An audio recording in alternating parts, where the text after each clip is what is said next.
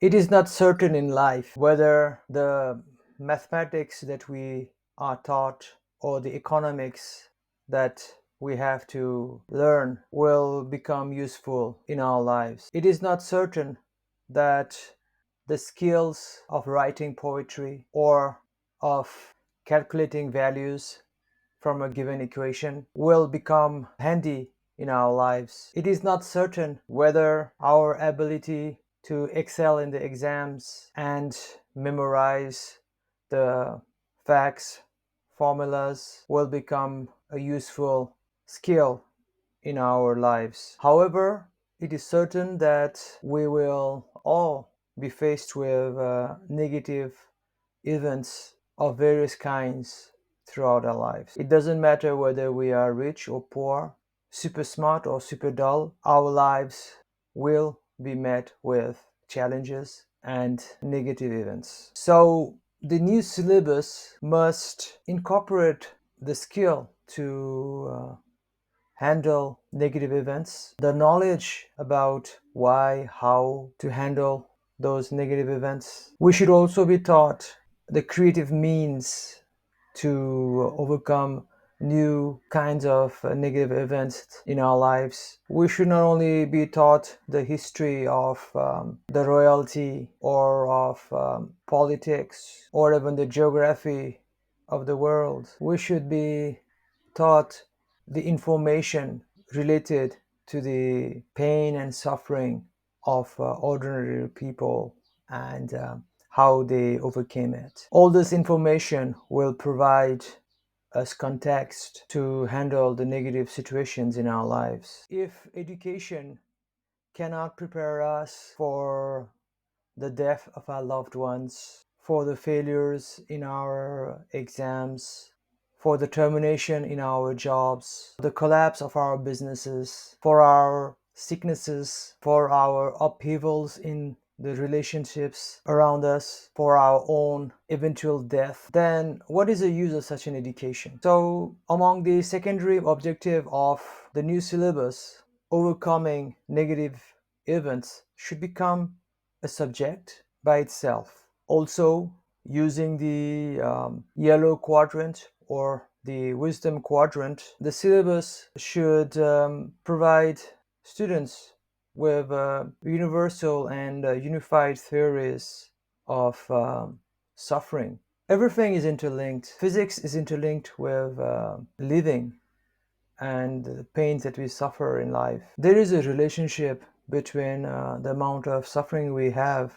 and some of the factors, like the number of stupid things we do and the amount of selfishness we exhibit to the world. Why don't we relate subjects like physics here with suffering? The same process can be repeated for chemistry, biology, accounts, economics, everything.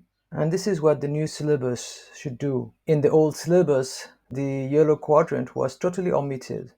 But in the new syllabus, the wisdom quadrant will be fully utilized. It will be trained, and new sets of skills will be developed to enhance it at the level of the blue quadrant or the skill quadrant itself. There is so much more homework to do in this topic, but in this book, I just want to brush on this idea. In my counseling sessions, I have seen the failure of the old syllabus in a dramatic way. So many people are suffering, and those who suffer the most are those who are not able to put words to explain, to express what they are feeling and thinking. They have studied so much, but they can't put words, ideas, concepts to what they are feeling. Also, they cannot put a logical cap to whatever they are feeling. They are totally clueless. It's as if they have been attacked on all sides. But shouldn't education have provided them with the means, the language, and the logic to deal with negative events in their lives? Yes, some people, like you and me, have developed our yellow brain or wisdom brain to that extent where we could extrapolate what we learned in the languages and mathematics. to manage our bitter experiences.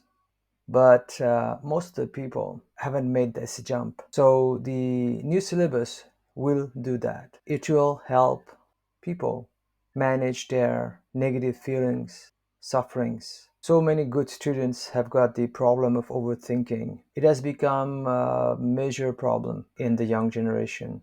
But isn't it just a mathematical equation? Can't we just derive the probabilities of certain things happening? Can we not use some laws that we know to prove or disprove certain hypotheses or fears that we have?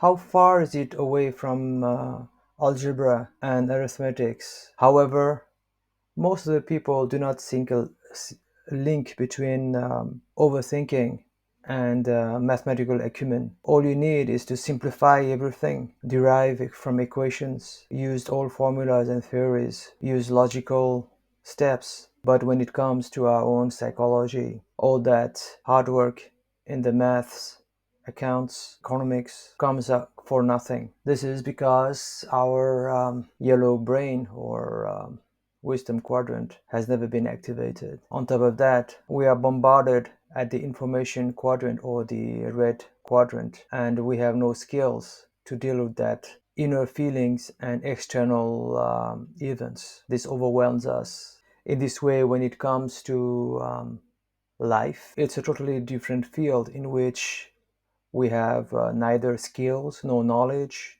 no information, nor wisdom. So the new syllabus will change all of that. In the end, all we want is to be happy. Earlier, we talked about everyone's desire to be rich, but the ultimate goal of humans is to be happy. Being rich is one way to be happy.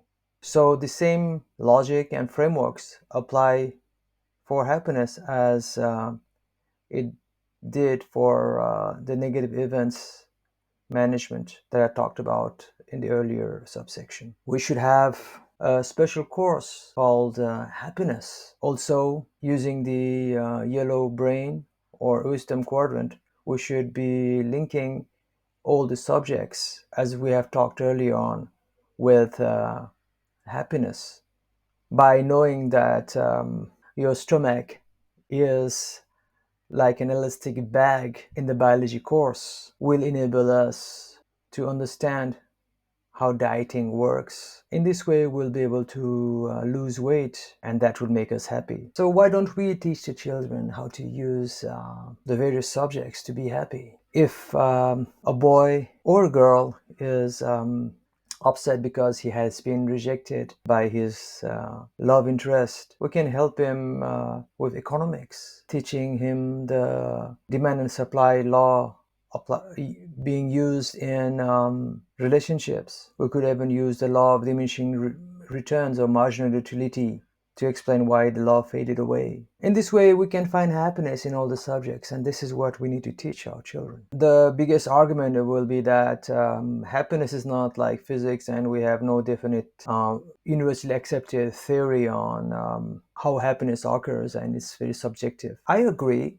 So why don't we teach all the various theories on happiness and let the children decide which theory they want to buy to? From there on, they can define happiness for themselves. We can teach them the skills to design a happy life for themselves. Why do we bother teaching them how to prove a geometrical axiom that most likely they will never be using? Why not teach them to prove or disprove their own theories of happiness? Why don't we teach them the mathematics of happiness if there is any things like that? I know now there is none, but if we could use mathematics to solve the problem of share market price fluctuations and make predictions, I'm sure that the smartest minds can come up with something for predicting happiness. All in all, this effort that we put in this new syllabus with regards to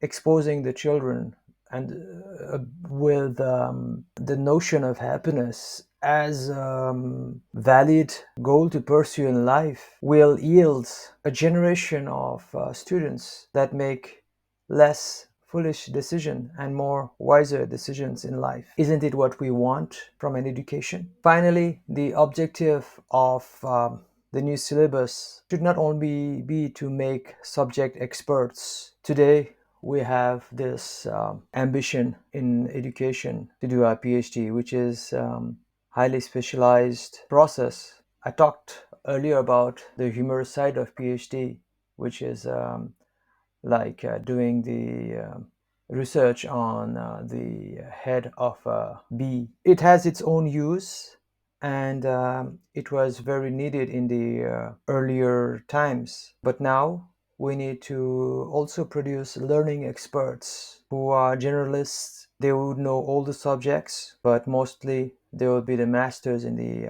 forebrain learning approach. And this is what this whole book is all about, to make such experts in learning.